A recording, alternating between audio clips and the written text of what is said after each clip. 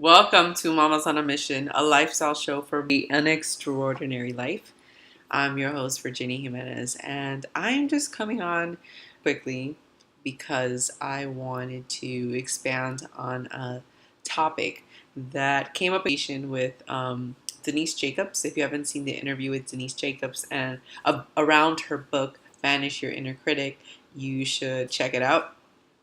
There was so many things talked about in this conversation. It was really, really something like anybody could piece of it and walk away with some sort of value from the conversation.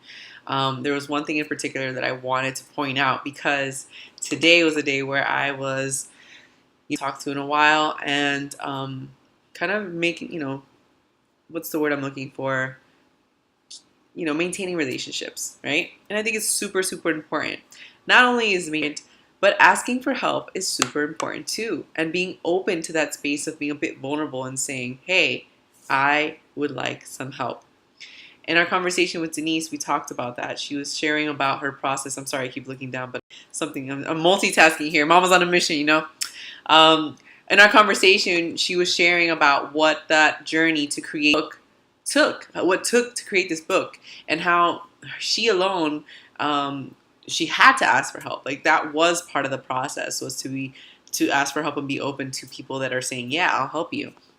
And it was something that I could relate with in the conversation. And I think there might be some other moms out there that could relate with this idea that you feel like you need to do everything and the world is on your shoulders and you should be superwoman and whatnot.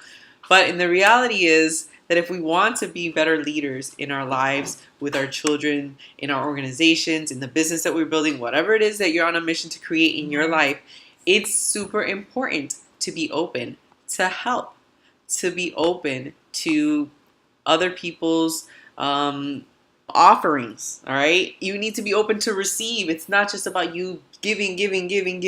As a mom, you need to be open to receive.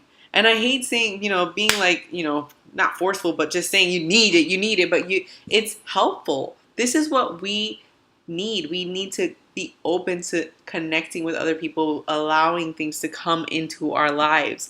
Ask yourself, where have you been blocked in your life? Where in your life, whether it be in your personal life or in your business or professionally, with your children, let's say, are you receiving help, or at least somebody's offering the help to you and you're saying no? Let's take in those particular times in our lives when offers are made and ask ourselves why you should say no and why you should say yes. In the way of it, thinking that you need to be the one to do everything because there's some sort of meaning tied to that, tied to you accomplishing it on your own, then maybe we should revisit and rewrite that story, whatever that meaning and story is that you're creating. That, let's say the meaning is that you think that if you do it all yourself, that's what makes you a strong woman, an accomplished woman, a successful woman. But in reality, no, it's what can burn you out. It's what can thin the ice, because there's no longer anything else supporting it. There's not enough layers.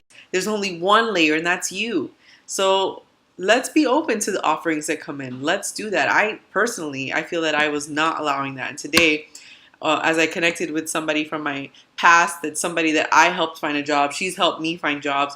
We've helped each other throughout the years. Today I sat with her and I asked, a little bit of help from her perspective as a professional in academia. And why not ask for help? Why not be open to that? That's how we grow. That's how we thrive.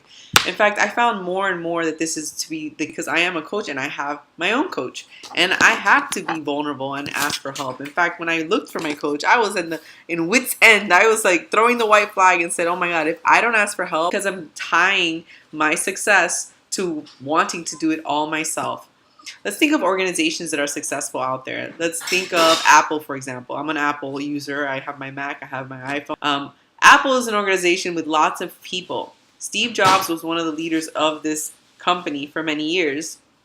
And he was an inspiring individual when he spoke.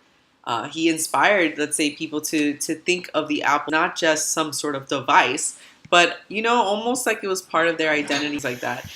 He didn't come up with, and despite him, sharing the vision and being a creator of the vision, he's not the one that made the iPhone itself. He needed a team of people. He was not to be able to do it all himself. And that's with many organizations. There's a leader, and then there's other people that are areas of this huge thing, So I'm just a piece of the puzzle. You're just a piece of the puzzle. And in order to build an awesome jigsaw puzzle, we need to connect other pieces. We need to allow other pieces to come in.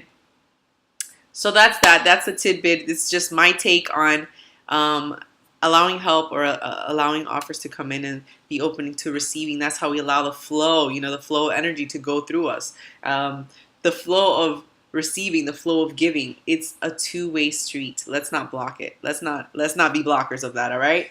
All right, so that's it for today. I hope you guys enjoyed that little tidbit. Be sure to share this with a friend that may need it. Subscribe to the channel. Also, there is a Q&A segment, so I would love to hear if you have any particular questions that you would like addressed on the show. It's an opportunity for me to learn what troubles some of the other moms out there. It's also an opportunity to explore what are potential opportunities or solutions to this, right?